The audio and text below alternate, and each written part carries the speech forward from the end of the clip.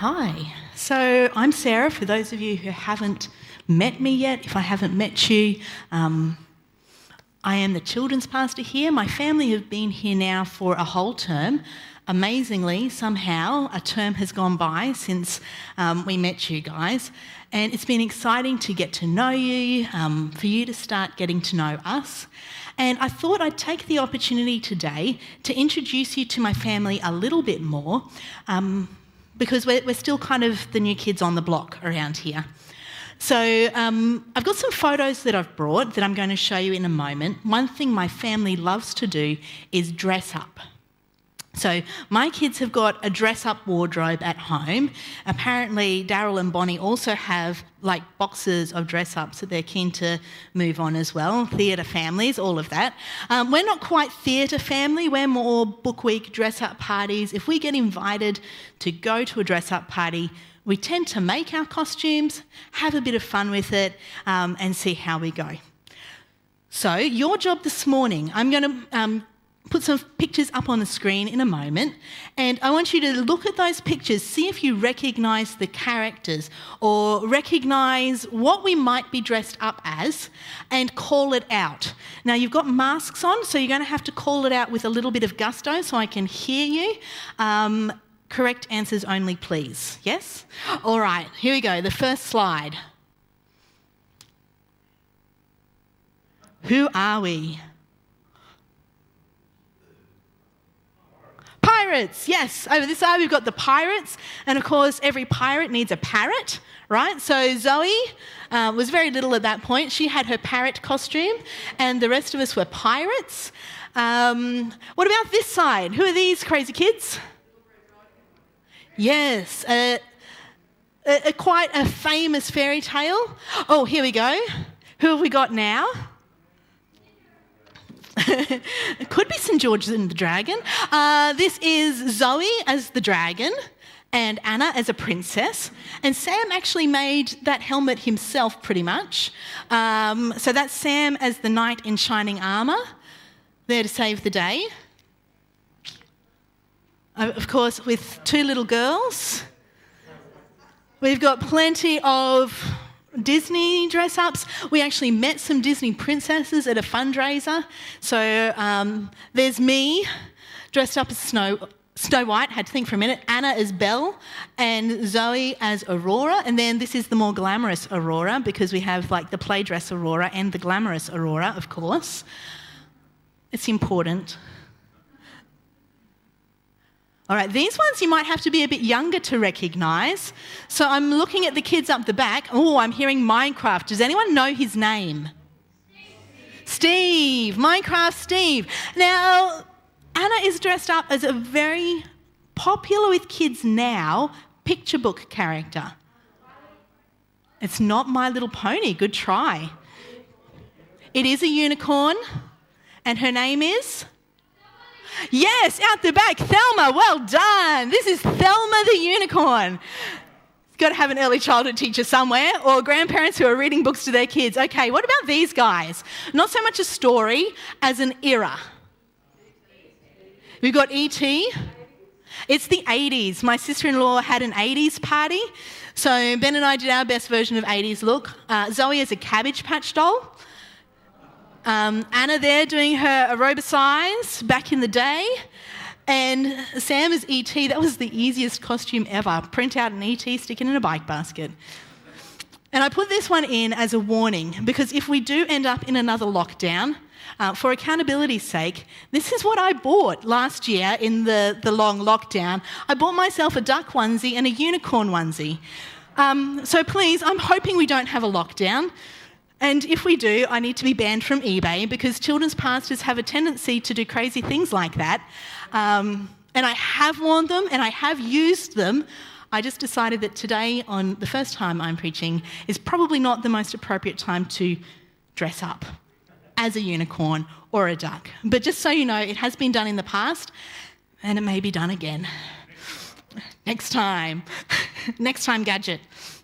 All right, so some of those costumes you guys easily recognise. These next two might not be so recognisable.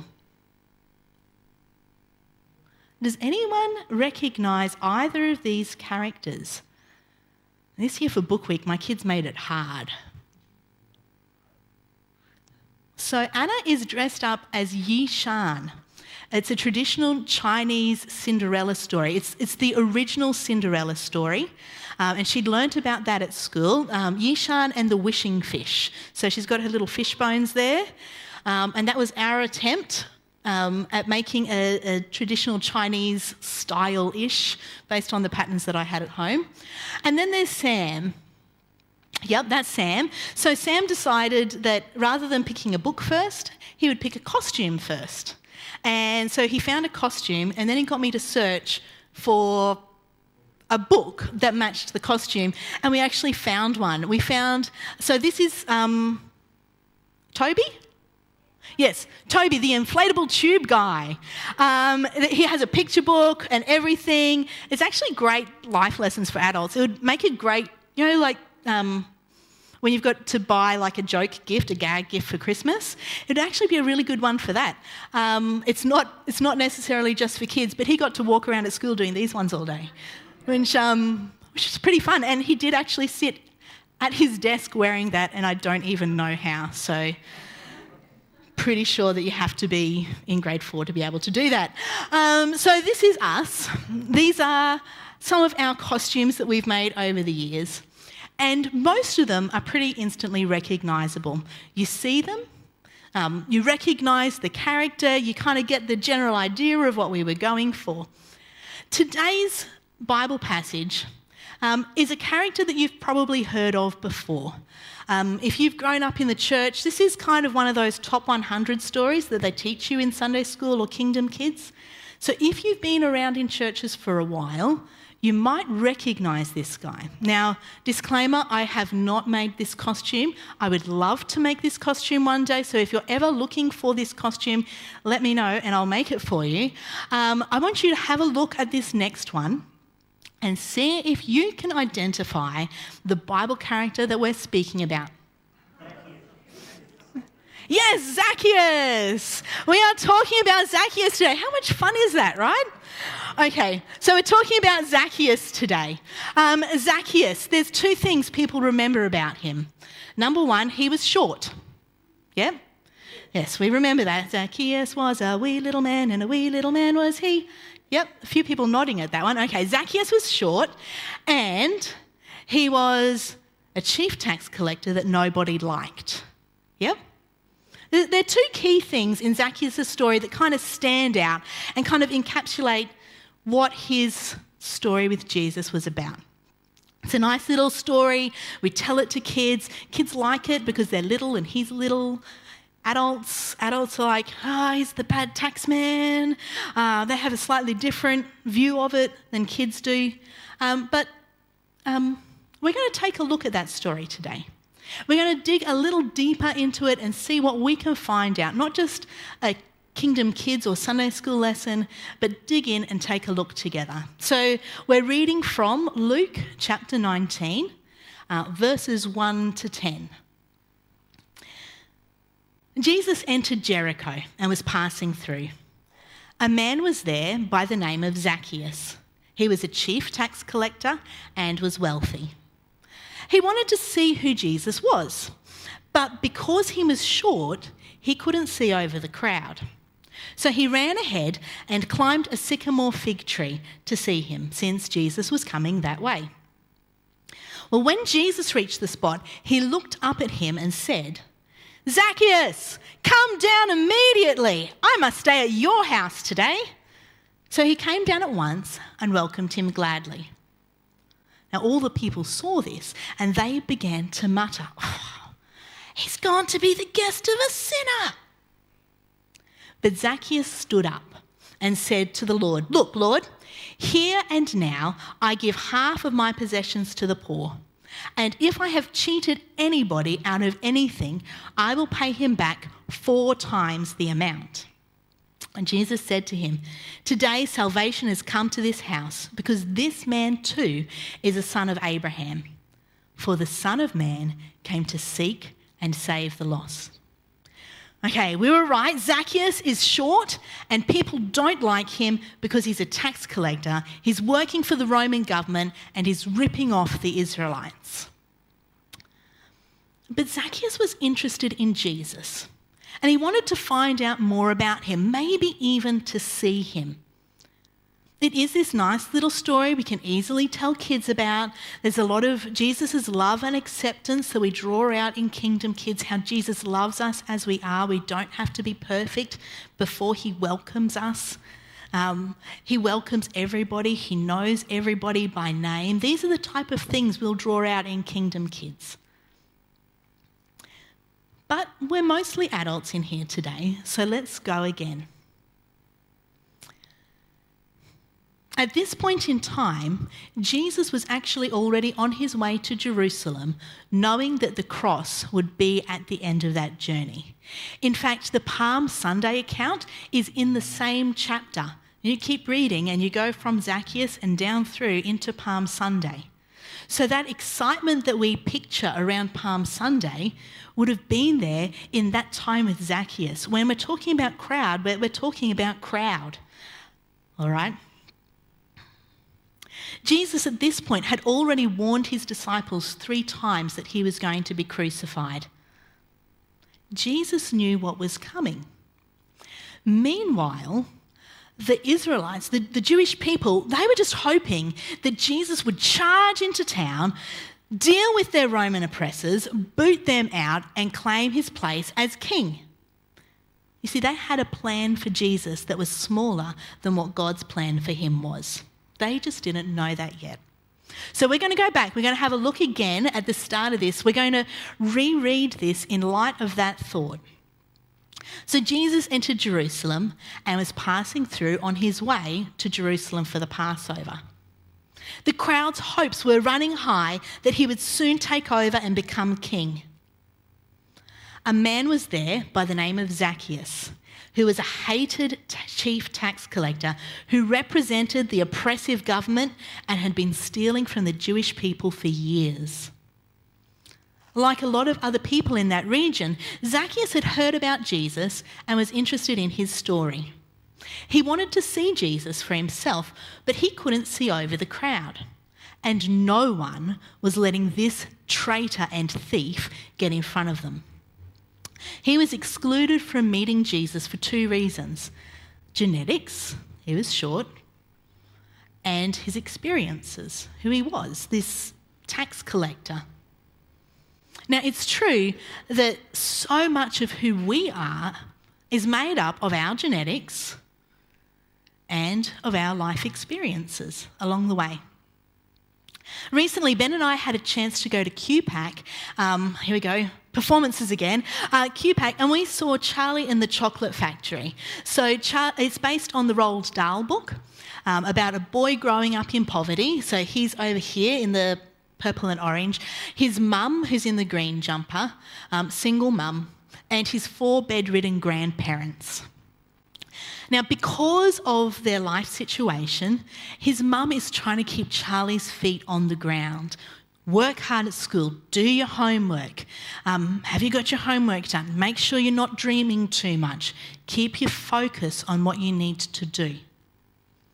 But in the musical, on Charlie's birthday, she sings him a lullaby. And it's a beautiful lullaby that expresses to him, if your father were here, he would be dreaming with you.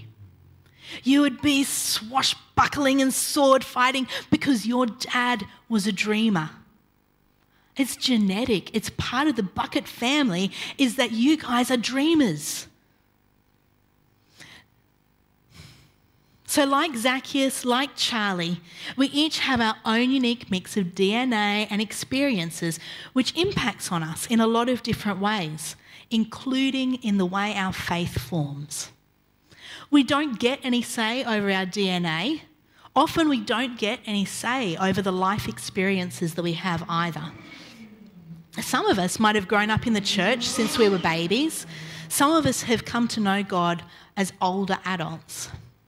Some of us were born in countries where Christians are regularly persecuted. Some of us have grown up in churches where we have seen the tough side of church life, where there have been hard things happen that have made us question our belonging within a community of faith and possibly even question our faith in God himself. Some of us might have a disability that means that learning in the typical ways that we teach in churches make it a little bit harder for us to be able to grasp things. Some of us might have a language barrier that mean that when someone is speaking too quickly, we can't quite grasp onto all the words. One of my lecturers at Bible College said something along the lines of this: if being a Christian centred around having athletic skills, I would have left the faith years ago. I am not athletic. I am the kid who got kicked off the leaderball team. You know, the one where you throw the ball back and forward? I got kicked off that team in grade 4 because I was so bad at it. Everybody had to be in the team. Yeah, I'm not athletic. And if faith had to be expressed in sports, it would be really tough for me. But I'm musical, I'm linguistic. These are the things that I enjoy. And that's what we do at church. Lots of music, lots of worship through song, lots of speaking and listening and talking things through. But we each have different obstacles that come in our way in that connecting with Jesus. We face our own challenges. Now, you might be able to think of some challenges that come up in your life for you connecting with God. So I'm a mum of 3. You saw their photos earlier. So life is quite busy. I'm a mum of 3. I work part-time, so I work short hours on 3 days across the week. I'm married, need to spend time with my husband. And there's all sorts of things that society throws at us that we need to do. So we need to be there for our families. We need to work or volunteer or do something with our time. We're expected to keep some type of social engagements here and there. There's kind of that eased off a little in the last year, the social engagements, for a little while, and it became online social engagements. But there's still those type of expectations. There's expectations on kids too for all the extracurricular things that they need to do. And I'm waiting for them to really get the self-drive cars down pat. Because once they've done that, I can just send the kids. But until then, the kids need a chauffeur, right? Someone to drive them around, wait for them while they're having their lesson, bring them back home again, all those things. Life is busy.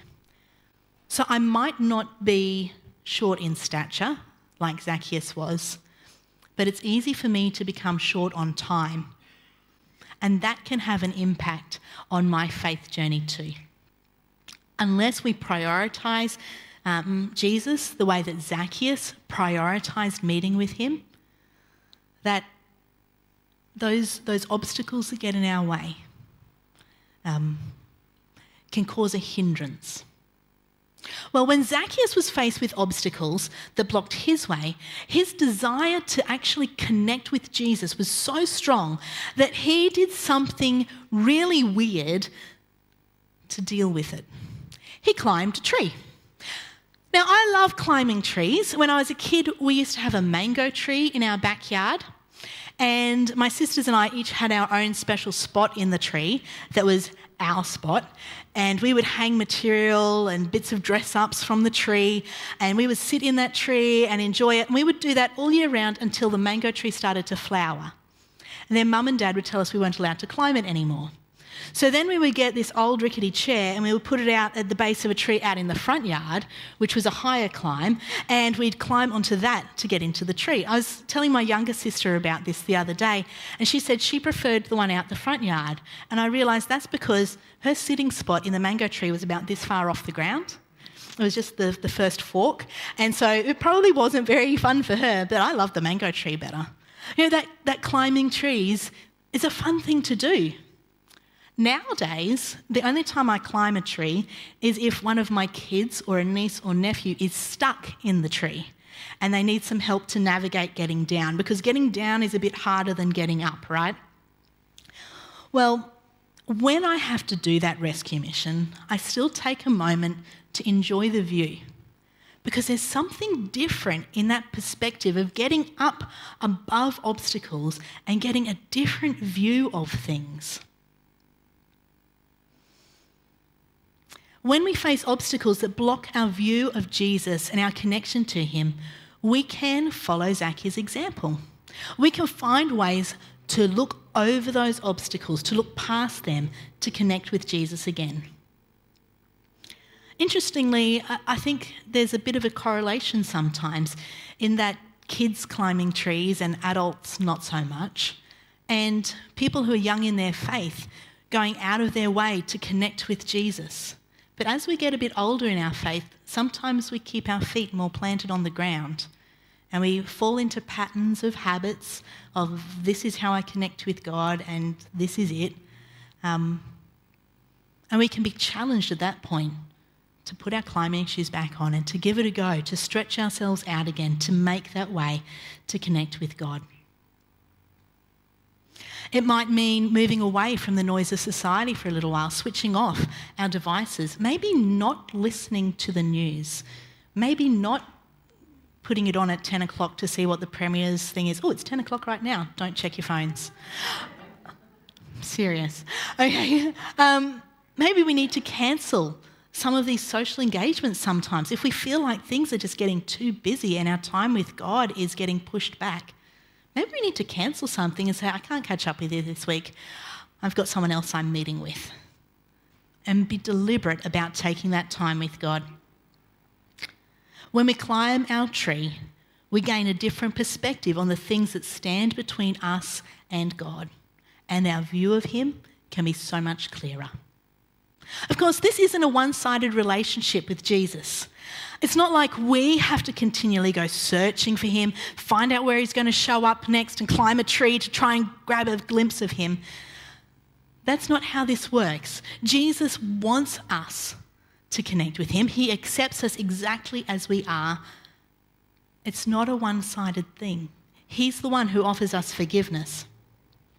In James chapter 4 verse 8, James reminds us, come near to God and he will come near to you.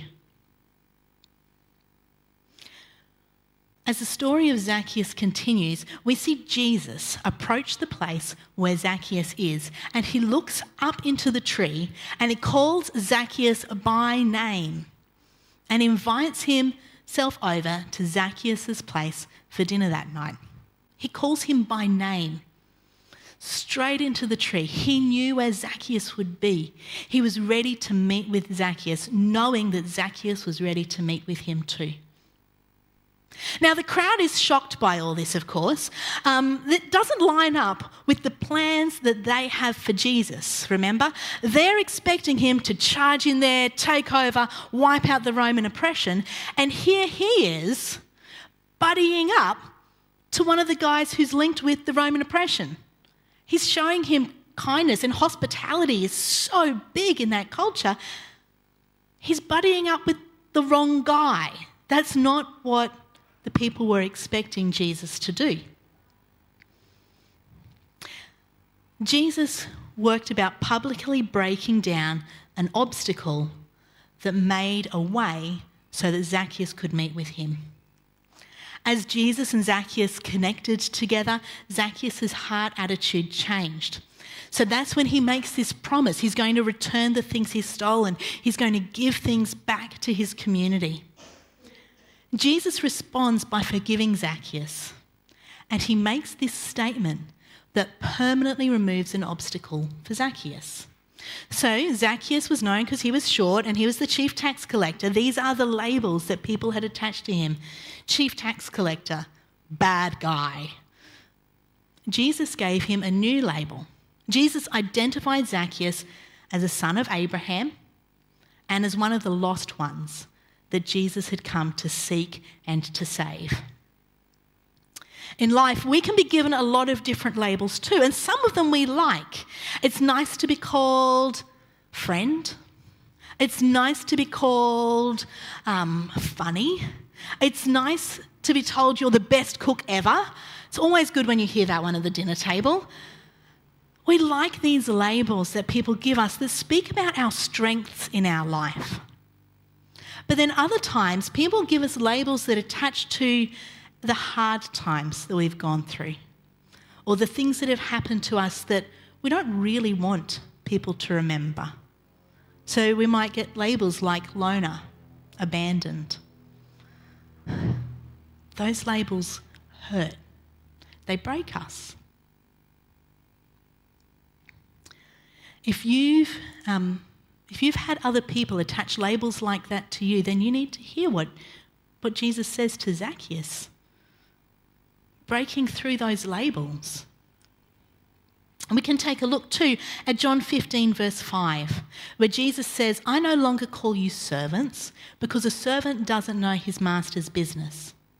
Instead, I've called you friends. For everything that I learned from my Father, I've made known to you. But it's not just friendship that's our new identity. Check out John 1 verse 12. Yet to all who did receive him, to those who believed in his name, he gave the right to become children of God. You're a child of God. Wear that label. In Galatians 4 verse 7, Paul takes it another step again. So you're no longer a slave, but God's child, he says. And since you're his child, God has made you also an heir. Wow. This is the label that God puts on his children. We're his. Those other labels, like Zacchaeus's, they don't need to stick. We can find our identity through who Jesus says we are.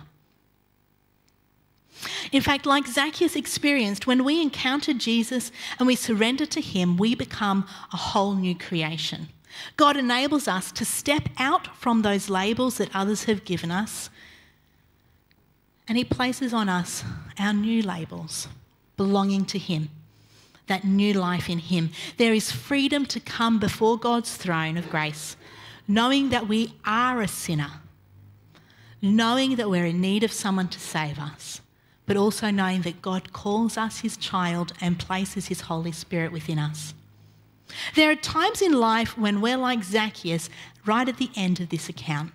We are feeling close to God, we're feeling connected to him, and it's this beautiful, beautiful relationship of conversation and enjoyment of spending time together, where we feel that sitting down, almost having a meal with Jesus and just chatting over our day. When we're in that zone, it's a wonderful place to be able to enjoy that presence. If you're in that zone at the moment, enjoy it. Soak it in. Soak in God's presence. Soak in those labels that he's given you. But sometimes in our faith journey, we go through ups and downs where things get in the way of us connecting with Jesus well. It might be something in who we are or in our experiences that just puts a blocker there. My daughter talks about blockers. They use that language at school of something that just gets in the way of you being able to do what you're being asked to do. We have these blockers from time to time. Now, while the kids have been listening today, they've been busily cutting out some leaves. So I'm going to ask them to bring their leaves up and just scatter them right across this front step for me. So there's a few kids who've been squirreling away down there, cutting out lots of leaves. I want you to take a moment now just to sit in quietness and reflect on where things are with you and God at the moment. Scatter them around. Oh, they've got them colour sorted and everything. Look at you go, guys, right across.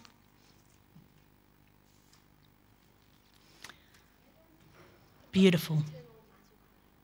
Go get them. They're putting these out so neatly. I want you to think for a moment about how things are. Are you feeling as close as you'd like to be to him as you interact together throughout the days? If so, then just pray and thank God for that. We're going to have a moment of silence soon. Are there obstacles that are making it harder for you to connect with Jesus? Is it time? Is it worry about the COVID situation that's taking up too much brain power at the moment? Are there pressures on you that are taking away that time that you would spend with Jesus? If there's something that is a blocker for you, if there's an obstacle in your way, then I'm going to invite you today on your way out to pick up one of these leaves as a reminder. Put it somewhere useful where you're going to see it. Let's just take a moment of silence just to search our hearts.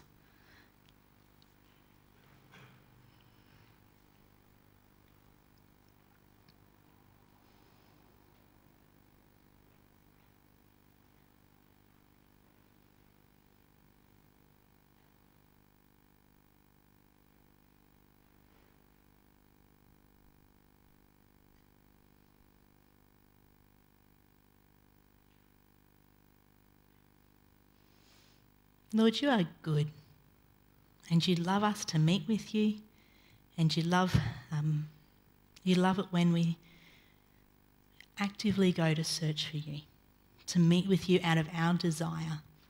So we pray, God, that where there are blockers and obstacles in our life, that you would speak to us about how we can climb our tree and move past them, Lord. We pray. If something's come to mind for you, then I'm going to invite you to take one of these leaves home with you today and put it somewhere where you'll see it.